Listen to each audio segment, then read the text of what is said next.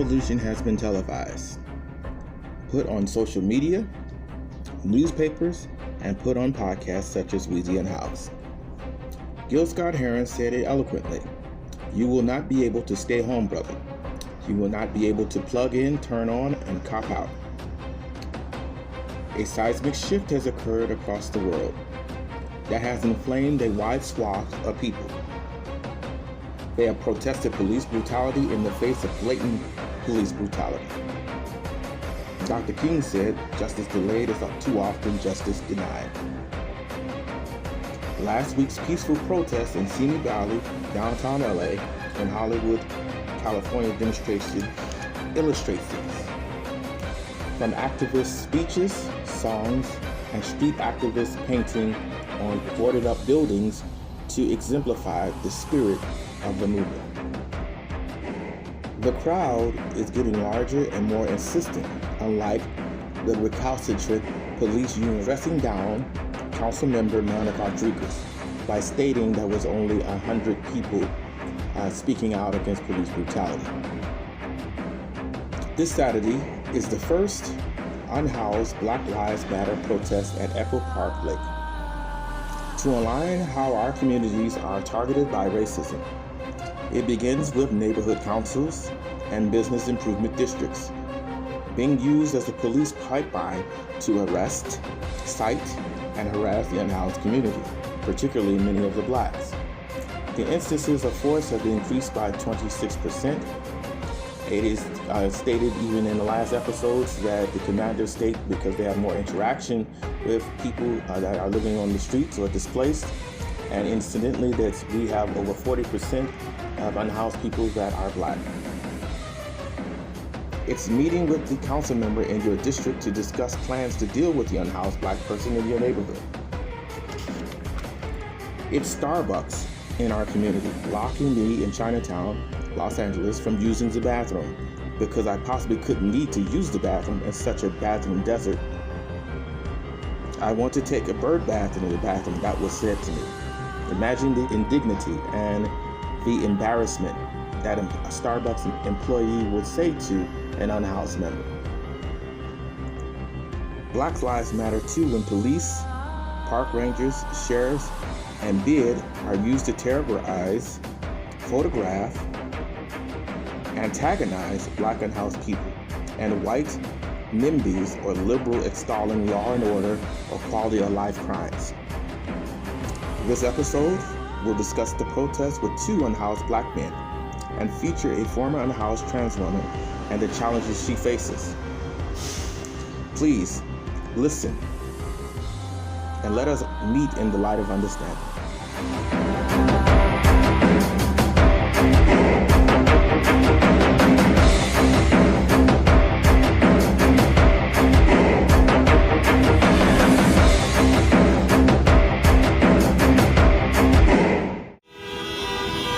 This is Theo Henderson from Weezy and House, and I've just ran across an exceptional painter here with Black Lives Matter. And I just wanted to ask him a few questions. What inspired you to do this? You have a real talent. Us?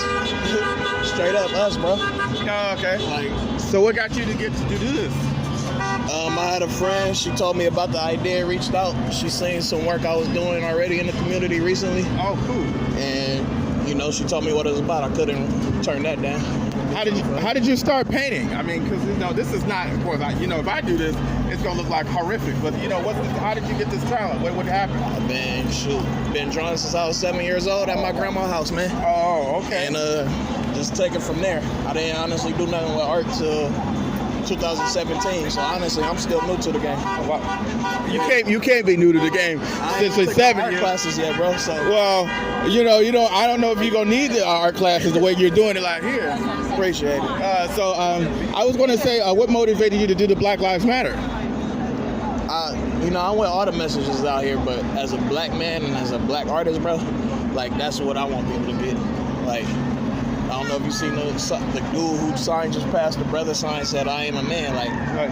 We ain't saying nothing bad for all them people trying to say all lives matter and all that. We just need everybody to understand, like, our lives don't matter to certain people. It's point blank. Excellently said. I was going to say, you know what? I took a picture of it. I'm going to put you on my podcast. So, your talent. I wish you to continue success, and like I said, keep it up. Everyone has their role to play in this movement, and I see what yours is. I appreciate that, bro. Thank you very much. This is Theo Henderson from Weedy Unhoused, and I thank you all for listening. Oh, what's your name so people can follow your work? Dejan on Instagram at DEZCJON. And I know that may sound wrong, but it's 1 on 1. It's the only one. DEZCJON. This is one of the artist activists here on the protest. Thank you all for listening, and may we again meet in the light of understanding. Thank you very much for you. Appreciate it. I love that.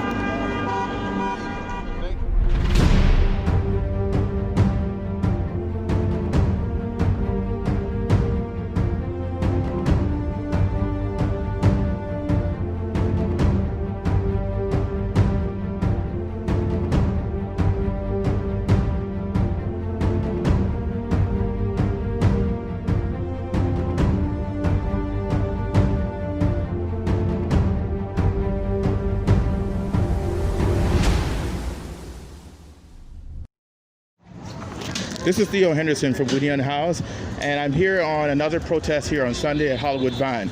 I just was stopped here where it says the Black LGBT Lives Matter as well, and I agree with this as Weedy Unhoused also supports this measure. And I have a gentleman here that I didn't get your name. My name is Theo Henderson. My name is Shay. So what brought you out here today? What brought me here is I'm tired of, the police, keeps doing what they're doing. And especially doing, horrible acts against black people, especially when they're not doing the crime. And some of them are in jail now for a long ass time, while the other person gets so little. And especially when they do the same exact crime. Damn. I noticed you are unhoused or homeless. How long have you been out here? Because I'm homeless as well. So I've been here for 4 months. Not 4 months. I'm sorry, 4 days. 4 days so far. Where were you originally? I'm from New York City. Oh, really? Yeah. Well, I'm from Chicago, and I have to tell you, Chicago pizza is better. So. Yeah.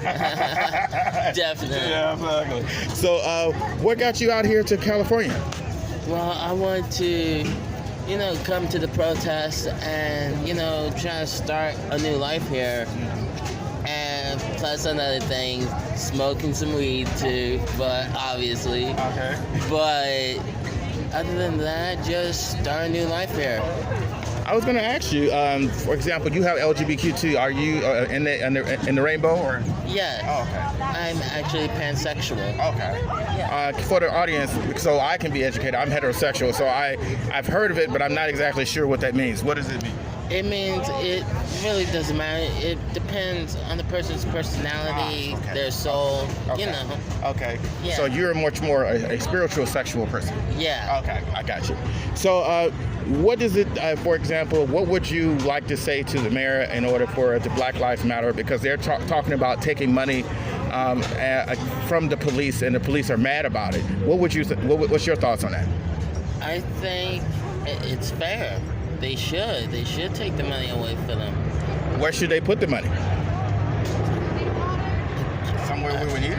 I think, give it to the people that mostly deserve it, especially to the ones that, that cops cause so much grief, especially to family members that lost their loved ones that didn't do anything wrong, I was going to ask you, how has the police harassed you out here? No, not out here, no. But they have arrested. But I have been arrested. Oh. Two of them was for good reasons. I was shoplifting for pretty much mainly just for food. Mm-hmm. But the last 2 times was just for panhandling, and it was legal where I was. Right. I was in Alabama and Florida. Yep. And one for quote-unquote trespassing. Mm-hmm. And I was allowed to sleep where I was, but I was kicked out and was charged for trespassing and panhandling twice.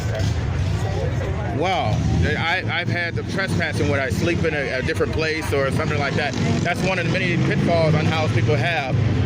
What's the best way for us to help you? I think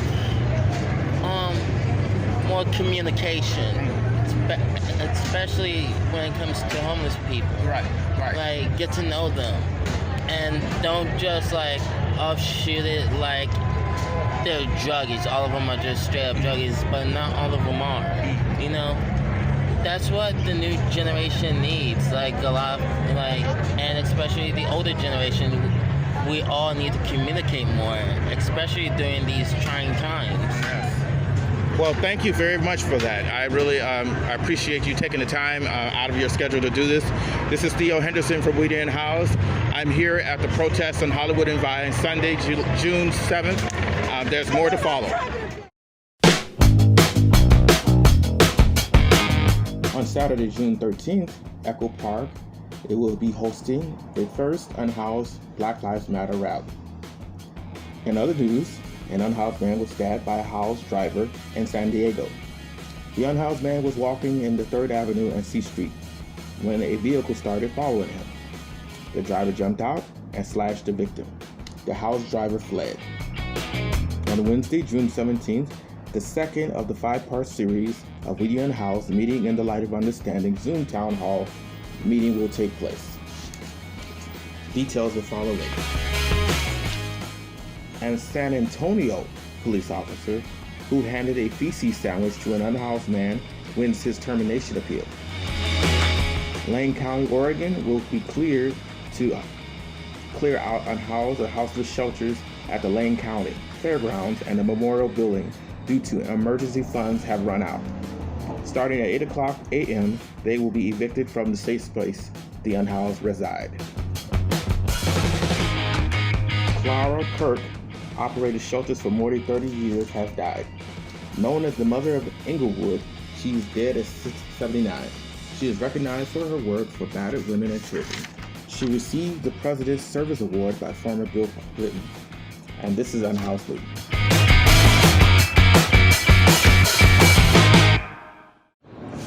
So you were saying about the aversion therapy, you moved back to your home.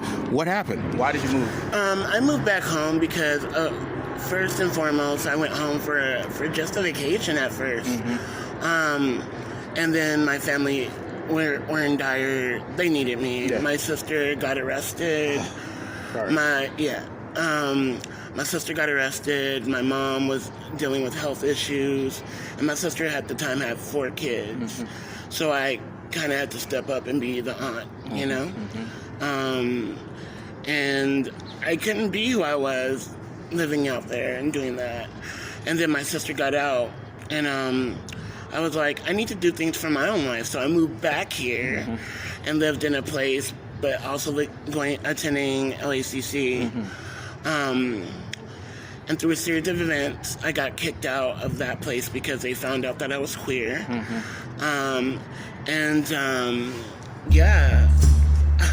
How did you cope with it? How did I cope? At first, I was on survival mode. I wanted to keep trying to go to school. The thing is, when I came to LACC, I found a group of friends who were just really, they allowed me to be me. Like, at first, I'd be like, pretend to be a straight man, and they'd be like, no, we don't think you are, you know? And then I'm like, yeah, I am, praise Jesus. You know, back then I was into Christianity. I was not knocking anybody's faith, but I'm no longer Christian. But back then I was super Christian and trying to live both, you know? Both worlds. And then sooner or later, the peeling started coming off. And then I started realizing that I wasn't a man, that I am a woman, that I've always felt this way. And then the friends that I had were like, we knew at the moment we met you. And then I met a trans woman who I actually became housemates with. Oh, cool. Yeah, so when I got kicked out of that place, I actually moved directly into this woman's house. Mm-hmm. And I was kind of like her caretaker. She had a bunch of underlying health issues, some mental issues as well, mental illness issues as well. And there was a lot of things that happened between us. I became homeless again. How did that make you feel? Because I know when the second time I became on the street, that this. Oh, this was like my third time. Oh, your third. Yeah, this is my third time. It's So a I was depressing like, thing. Yeah. I was definitely like, how am I gonna survive? What do I need to do? Like, it was hard. It was definitely hard. And then I'm gonna fast forward it a little bit until the last time I was homeless. Okay. The last time, which was my last time becoming homeless, was because I lived at a place that was temporary. Okay. The guy was like, you can stay here. It was very much similar to where I live here, where you can't have a guest. You can't have a guest for more than 2 months. You know? Wow. I'm like, I can't have a guest for more than, like, I can't have someone staying with me because it's subsidized, right? Okay. And like, I had no friends like that. Like, my friends that were like supportive in one way, they all lived with their parents, so they couldn't support me, you know? I had one friend who was like, lived right down the street from the LACC. She was like, you can stay with me. So I stayed with her for a few months. Then I stayed with another dude for a few months. And then after that, I got kicked out. Like, asked to leave, not kicked out, right? And it was cold. It was during the Christmas season. So I went back. I didn't actually go back home. I went to live with my cousins, who ended up putting me in their garage. And it's cold in LA, but where I'm from in the high desert, it's colder. It snows there sometimes. Yeah, right. So I would be like, I felt like they treated me like shit. So I was like, maybe I should just go back to LA and go back to LACC and try to finish getting my degree, just focus on shit I need to do. I remember watching this documentary when I was a student and like in between houses. And it was about Skid Row and about folks in Skid Row. And I was like, and I remember someone saying on there that like they didn't start doing drugs or being an alcoholic until they became homeless. Right, very true. Before, I'm gonna be real, I was never, I didn't smoke weed. I hardly drank. Like, maybe drink on my birthday and on holidays, you know? But when I became homeless, that's when I started drinking, you know? You know, I don't want to be instant to interject with you. Did you, because I noticed, like, because I've interviewed cutters like that. Did you? I started cutting when I was 14. Why? The real honest to God's truth. I was hanging out with a bunch of goths and punks and people that thought they were vampires. And then there was this hot guy that came over and he wanted to drink my blood and I thought he was cute. And there was a razor blade, so I was like, here. And it's a very sexual thing, let's be real. But I noticed the feeling I got from cutting. It's like, kind of like why people get tattoos. Like, I got tattoos now, or piercings, you know, it's the same thing. It's like, there's actually a scientific reason. Because when there's a pain, it releases a chemical in your body that numbs you to other and it releases endorphins. Oh, wow. It's kind of like sex. Oh, right? okay. Well, didn't know that. Okay. Yeah, I mean, why do you think people do it? Yeah, well, you know, everyone's just like, why do you think people are tatted up? It's like, being real, I stopped cutting when I got my first tattoo, and that was just last year. Oh, wow. Yeah, like, because it's the same feeling. Right. You know, hi, Mama. And so, yeah. So getting back to the story, you know, I didn't have no, and back then I started getting involved with this group called Gender Justice LA, which they're in LA and they're based. They seek to talk about the issues that trans women specifically, trans women of color, well, trans people as a whole, but trans women of color specifically go through. Okay. Just to let you know, I do believe that there's an echelon of different classism and white supremacy. You were right. Yes. Very true. But it does add to your oppressions the more you have. Like if you're disabled, you have more of oppression. If you're someone that has some felonies, you have more of an oppression.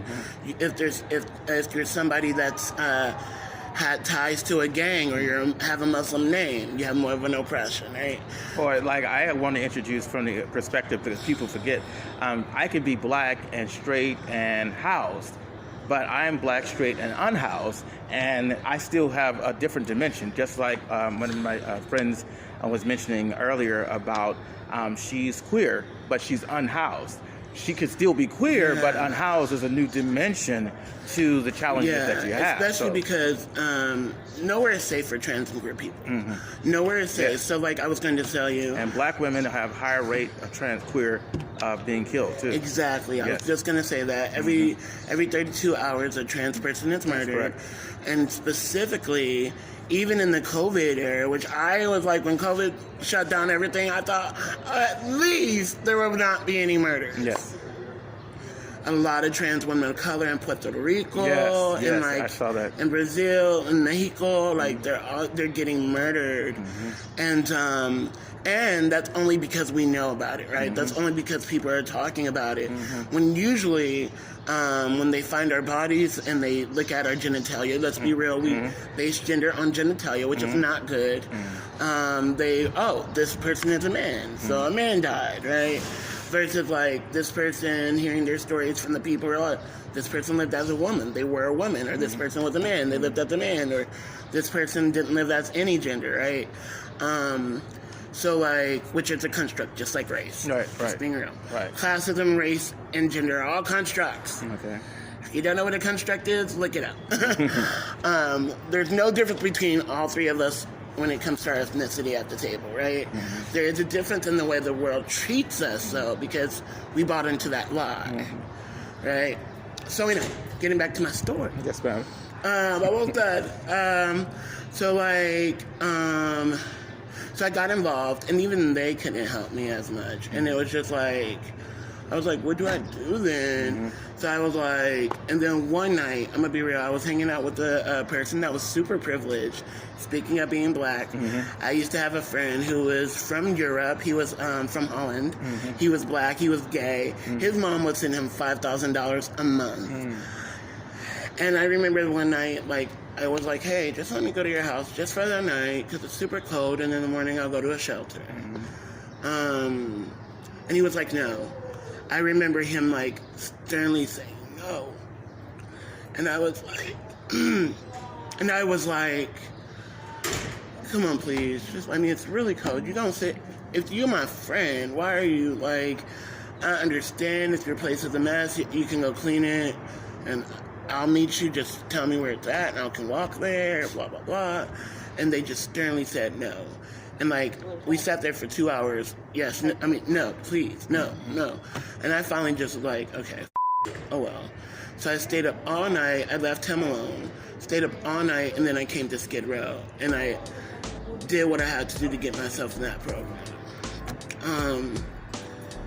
I'm gonna be real, when he said no, when he would just say no, like, I was like, why?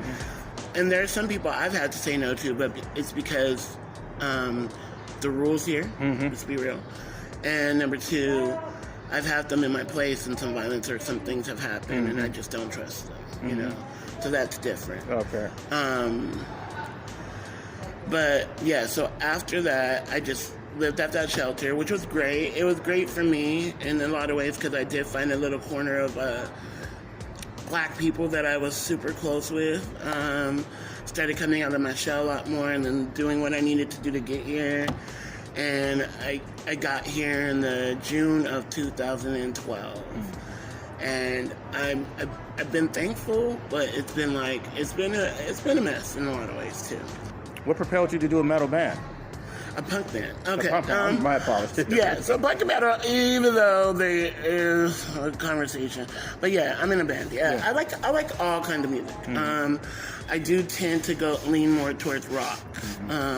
But I like all kinds of music. I like Beyonce, I like Lil' Kim, I like Nicki Minaj. I grew up on Blackstreet, grew up on like Ajak, you know, grew up on Tamia, Brandy, Monica, you know, all that good stuff.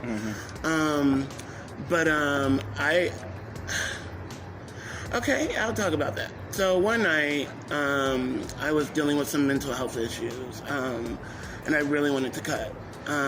Me and a friend had a fight, and this friend is a trans woman like myself, and I was really, I looked up to her, and so like, I was really, really sad, you know? And so I had a friend who's also in an all-black punk band called You Pay Us, all black, all femme, which means non-male, a punk band called You Pay Us.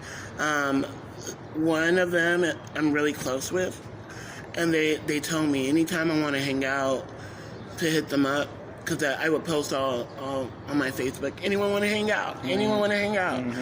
And like they had just got this studio in Chinatown, and I was like, can I come over, please? Like I just had a fight with this person. I don't want to be alone. I'm drunk. And they're like, let me see something. 5 minutes later, I get a text. You can come through. And I was like, great, but I don't have any money to go, you know, because I'm poor. They're like, what's your address? Give them my address. They sent it for me and went to there. I got there and I told them what happened, and I was kind of sober up around that time. And they're like, well, this person said, Chella, you know how you like to listen to rock music? Well, tonight we're going to make rock music. And I'm like, I don't want to do anything right now. I just want to cry and drink some more. And so I sat on the couch in the studio, and actually, can I talk about 420 or no? Yes, that's fine. We were because someone educated us before. So for 420, from what I understand, it's a marijuana day of marijuana. Many celebrities go out and make a span. So yes. But I also meant just talk about weed. Okay, go ahead. Do your thing. Okay. So I smoke. Okay. I do smoke. So I smoke because of chronic pain, and it helps me sleep. And I deal with insomnia. If people are on my Facebook, they see me at night at 3 or 4 in the morning. I really am. And so we smoked, and then we just kind of got into like a little thing, and it was really cute. And I was actually falling asleep.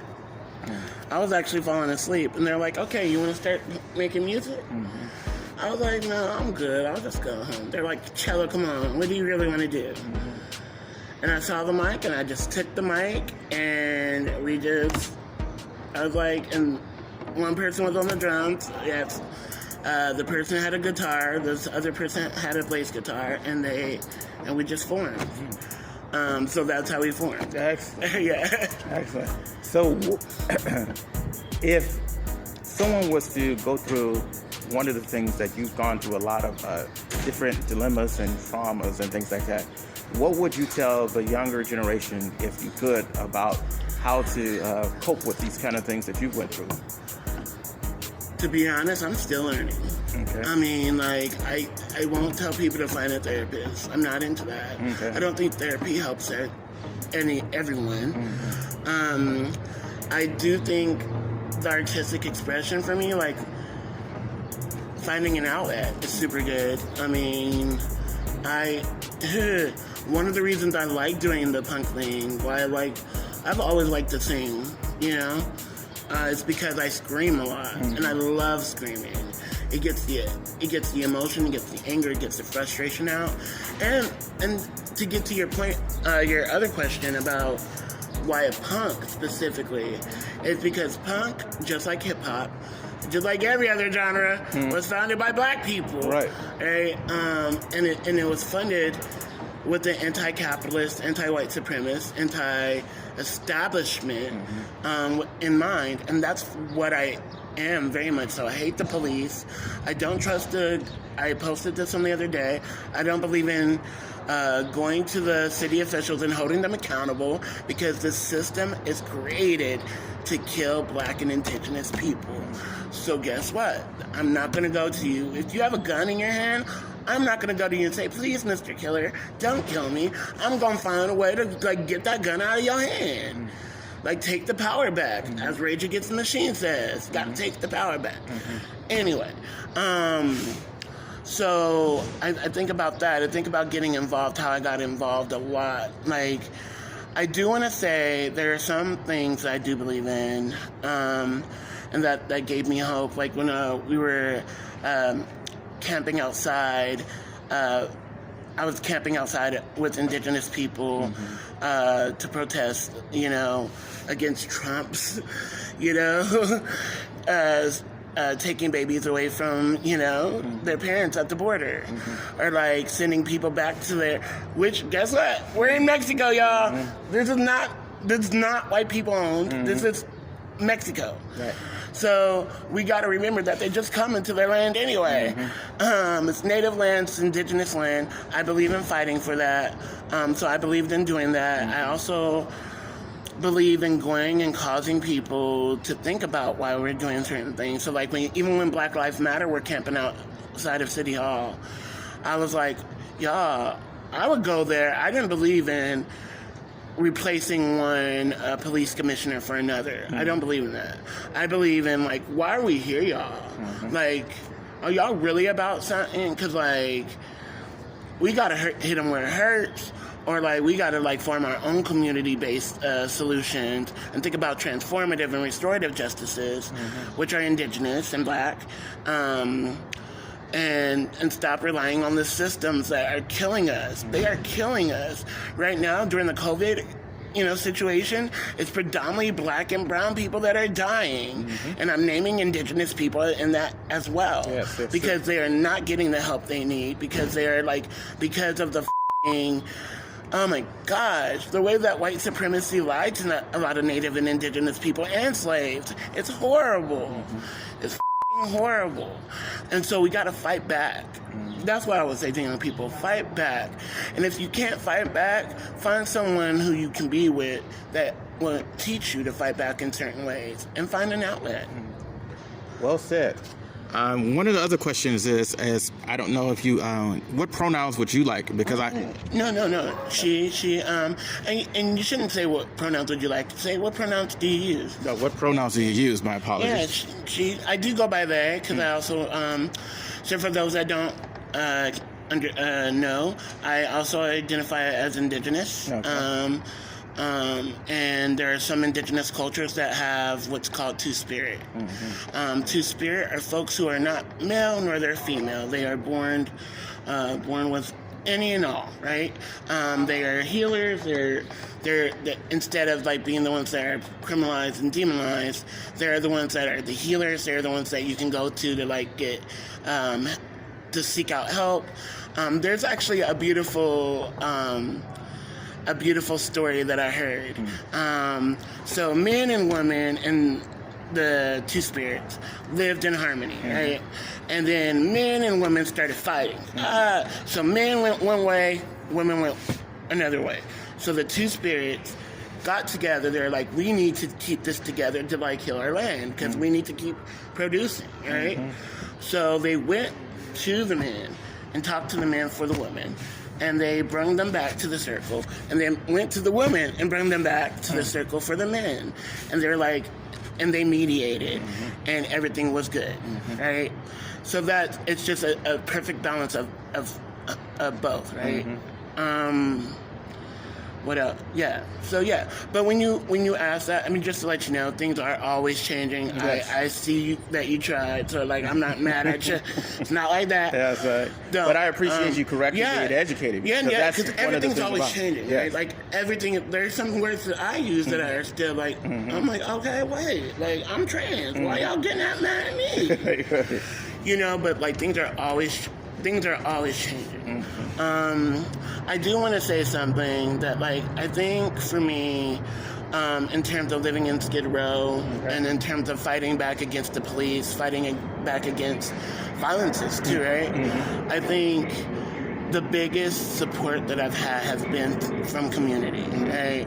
From people that either look like me or people that are, they either look like me, and I mean like they're trans and black, or they're queer and black, and they're doing their best to like fight back against these oppressive systems.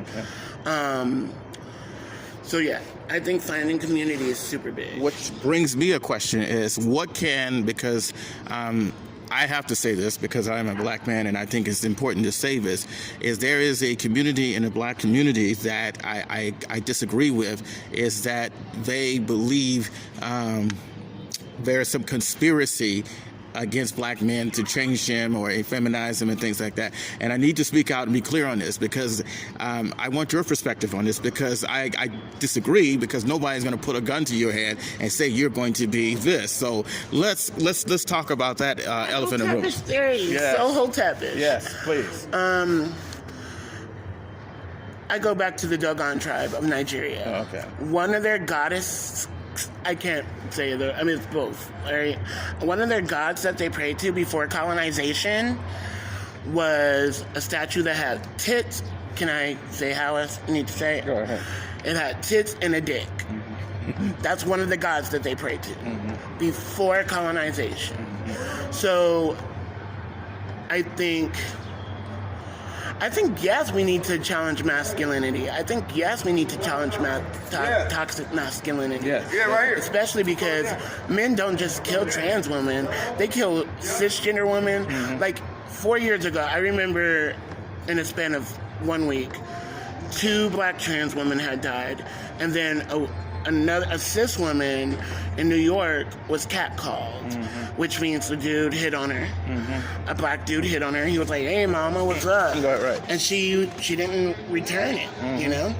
And he burned her. Yeah. He burned her. So we have to challenge the masculinity that goes into that. We have to challenge the ideals that the idea of the family that they're still trying to make.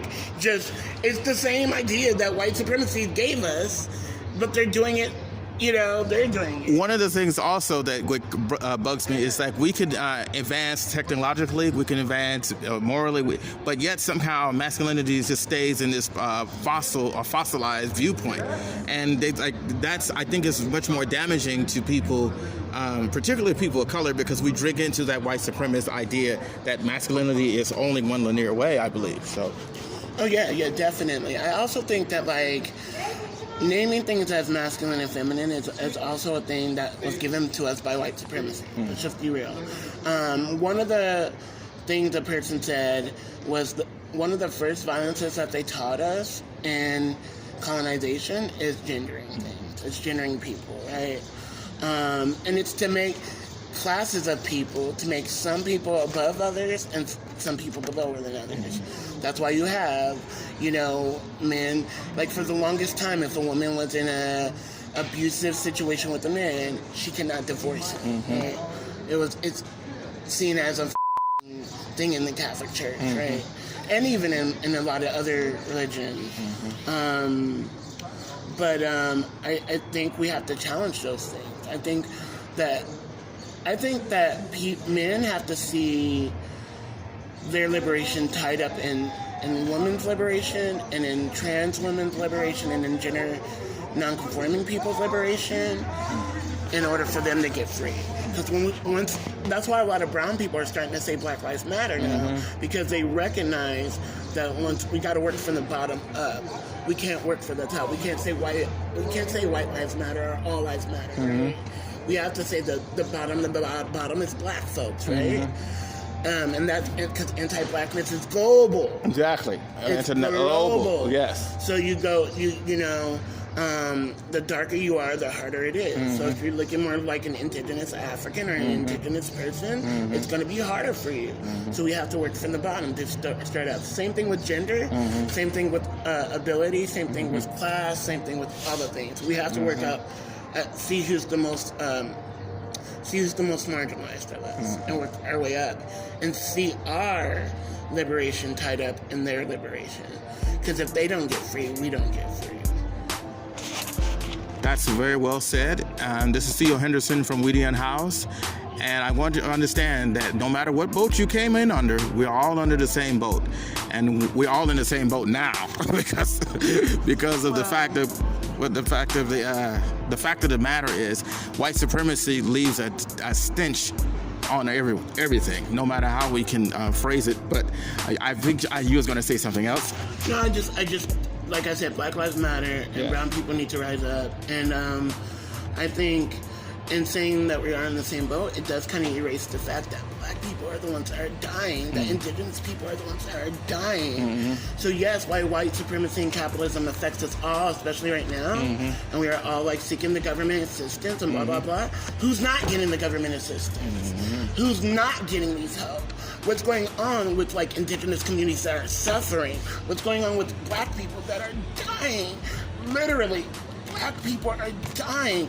Trans women that are doing sex work are still doing sex work. Black cis women who are doing sex work are still doing sex work to survive. While people who work normal jobs, and I hate to say normal, but I'm just for normies. Yeah, right. I know this is but I just want to acknowledge that yes, while we're all kind of struggling, there are different struggles that affect us in different ways. Yes. And there are people that are more, like I said, that I hate the term more, but that's all we have, that are more marginalized. Black and brown people are getting, like, look at the statistics right now. And if you want to look up my music, my band's name is You Guys Suck. Like, real hard. Shut the up, thanks. Okay. Also, I'll just leave the link on the... Yes, please do. We have a band camp. We have music out. So, yeah. Thank you, Chella. Again, it is my hope that we meet in the light of understanding, and thank you all for listening.